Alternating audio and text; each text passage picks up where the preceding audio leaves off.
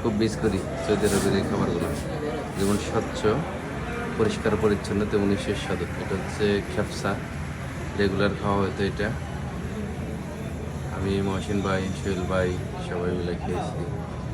এটা হচ্ছে মক্কায়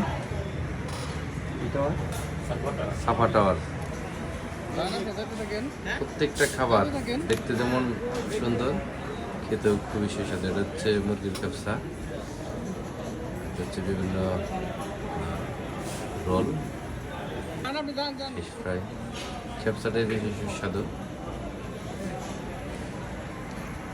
খাবার জন্যই বারবার যাইতে হবে,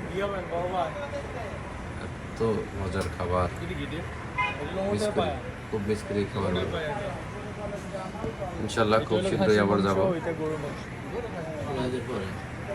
কোরবানিদের পরে ইনশাল্লাহ। চিকেন